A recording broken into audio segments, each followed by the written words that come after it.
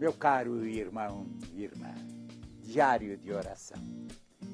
Deste cenário, onde toda a natureza nos envolve, é um local onde as pessoas se reúnem para escutarem Deus.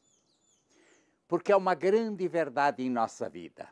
Muito de nós falamos de Deus, poucos falamos com Deus, mas pouquíssimos decidimos ouvir Deus.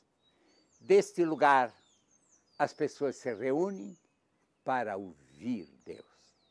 E é deste local que queremos chegar até vocês, refletindo sobre temas belíssimos da igreja que nos convida a uma interiorização, que nos convida no findar de cada ano a fazermos uma grande revisão de vida. E é desse local exato que estou chegando a você, partindo de um texto de Jó, o grande Jó da Bíblia, 19:25, onde Jó, ferido em seu corpo, totalmente destruído pela lepra, repete: eu sei que em minha própria carne destruída eu voltarei a ver Deus. Com meus próprios olhos eu o contemplarei. Que essa esperança que Jó nos apresenta, de uma maneira muito concreta, chegue a você, que neste momento eu estou falando a você. A igreja, na sua sabedoria infinita, nos convida a refletir sobre a morte. A morte não como castigo, a morte como uma realidade da nossa vida humana. Nós, como seres finitos, somos mortais. Não refletir sobre a morte é não levar a sério a vida. A morte não é um castigo, ela é uma qualidade do ser finito. Nós todos morreremos. Por isso, esse pensamento belíssimo de Jó: eu sei que minha própria carne destruída, eu voltarei a ver Deus, a tocar o próprio Deus restituído. Ele faz uma profissão de fé na ressurreição. Eu gostaria de dizer a você, no começar desse mês, já no findar de um ano litúrgico, a você que a morte já lhe feriu na perda de entes queridos, eu gostaria de ter uma palavra muito concreta a você. Aqui, desse local onde você capta a natureza, olhe para a natureza. A natureza tem uma grande mensagem, ela tem um grande ensinamento para você. Por exemplo, se eu tomasse uma semente na mão, somente para tê-la na mão, ela sempre ficaria semente. O destino da semente é eu pegá-la, tirá-la no solo, ela começa a apodrecer, é a condição para explodir na beleza de uma árvore. Só a árvore nasce após a morte da semente. O botão, uma flor, morre para dar lugar ao fruto, à flor. A flor morre para dar lugar ao fruto. O fruto sofre o processo da morte para ser alimento. O ovo, se eu tenho na mão, ele passa por processo da incubação para se quebrar e dar origem de um lindo pássaro. Toda a natureza passa do ciclo, morte para a vida. E será que somente eu, você, nós, os seres mais conscientes da natureza, terminaríamos com a morte?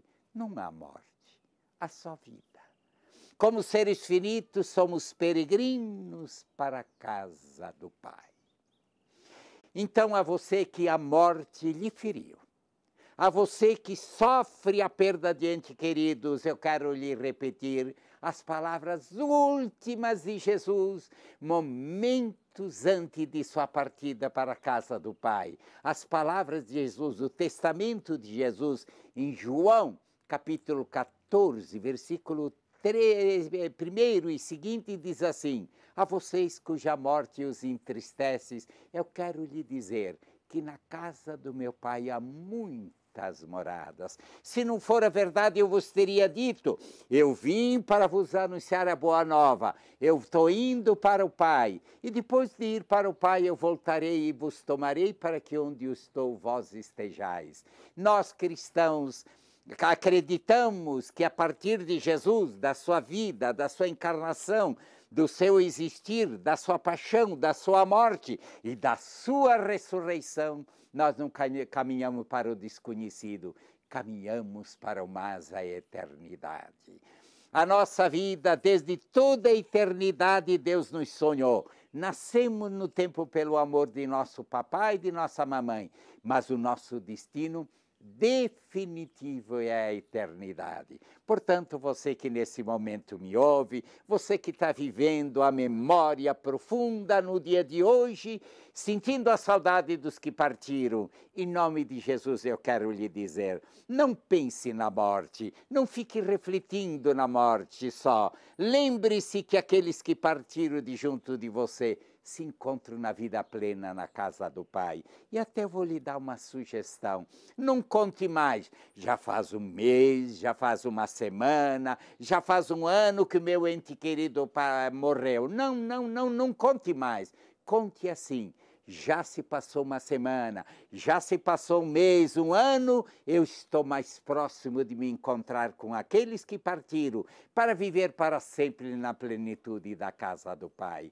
Para o cristão, a morte ela é exigente. Jesus também a sofreu. Jesus também a questionou. Pai, por que eu tenho que morrer? Jesus também chorou a morte de ente queridos. Chore. É próprio do amor, da saudade chorar. Mas grave em seu coração. Não há morte, há só vida. Toda a natureza passa pelo processo da morte para ser mais. Seria inadmissível imaginar que eu, criatura consciente, o único ser da criação, que caminharia para a morte como um fim. Não pode. Caminhamos para a morte. Aliás, a morte é puramente uma passagem, é um crivo, é um momento de cisão dessa vida para a eternidade. Todos nós haveremos de nos encontrar no definitivo na casa do Pai. A você que chora a morte de um ente querido, que o bom Deus lhe conceda a graça, a luz, e que a palavra de Jesus, na casa do meu Pai há muitas moradas. Acredite nisso.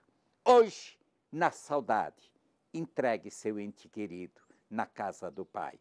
E saiba que eu e você e nós somos caminhantes para o definitivo, que não é o tempo, é a eternidade. Que Deus lhe conceda essa graça, que Deus lhe ilumine hoje e que a luz de Deus venha sobre você.